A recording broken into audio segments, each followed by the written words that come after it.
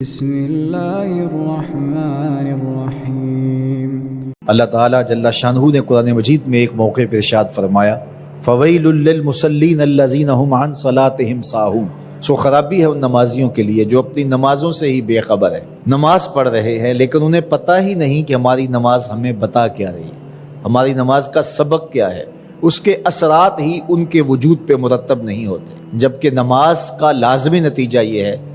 کہ نماز برائی اور بے حیائی سے روکتی ہے۔ نماز کے نتیجے کے اندر یہ چیز نصیب ہوتی ہے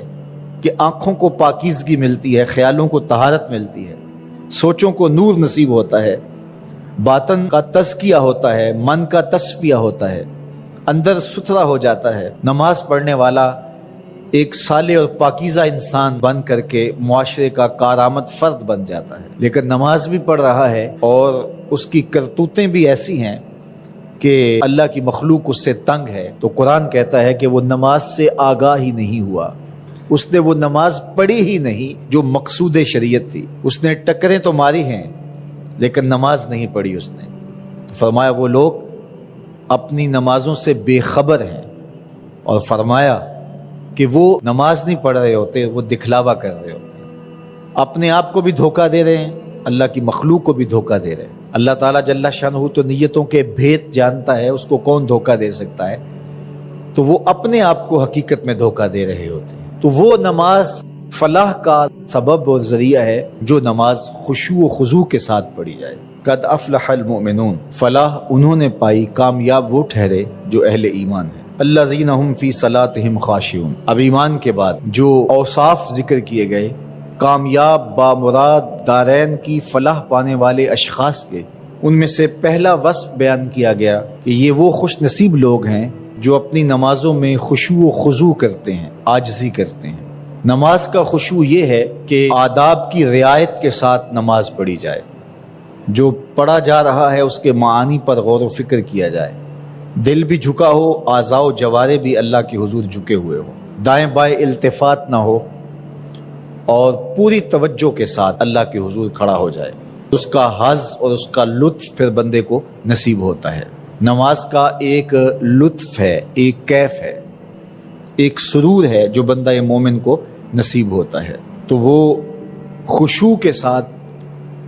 اللہ کی رضا طلب کرتے ہوئے، عادت کے طور پر نہیں بلکہ اللہ کو راضی کرنے کی نیت سے، جو فریضہ ہے اس کو ادا کرنے کے لیے عجز و انکساری کے ساتھ بغیر کسی ریا اور تصنع کے اس کے حضور عبادت بجا لانا، یہ خشوع و خضوع کہلاتا ہے۔ تو جو لوگ ایسی نماز پڑھتے ہیں وہ کامیاب ہیں، بامراد ہیں، اور جو اپنی نماز سے ہی آگاہ نہیں ہیں، اس نے ٹکریں تو ماری ہیں لیکن نماز نہیں پڑھی، تو وہ اپنے آپ کو حقیقت میں دھوکہ دے رہے ہوتے ہیں۔ تو وہ نماز فلاح کا سبب اور ذریعہ ہے جو نماز خشوع و خضوع کے ساتھ پڑھی جائے۔ کسی سے اختلاف ہو، سیاسی طور پہ اختلاف ہو، مذہبی طور پہ اختلاف ہو، مسلکی طور پہ اختلاف ہو، برادری کے حوالے سے، شریکہ برادری کے حوالے سے، ذاتی طور پہ، یہ صرف مذہبی لوگوں کا معاملہ نہیں، سیاسی لوگوں کا بھی، اور ہمارا سوشل میڈیا آپ دیکھیے، اس لیے ہم آپ کو اتنا زور دیتے ہیں ان باتوں پہ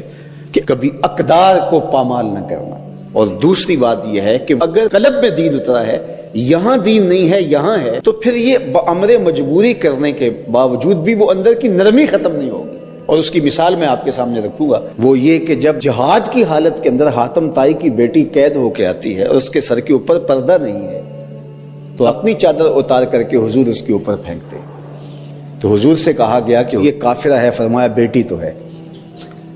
تو اگر اس بات کو آپ سمجھ لیں کہ ایک طرف تلواریں نکلی ہیں اور جہاد کے لیے میدان میں موجود ہیں، اور دوسری طرف بیٹی آ گئی ہے قید ہو کے، تو حضور فرمایا اس کے سر پہ پردہ ڈال دو۔ تو یہ میں نے آپ کے سامنے بات رکھی، تو آپ کو نصیحت کرنا چاہوں گا،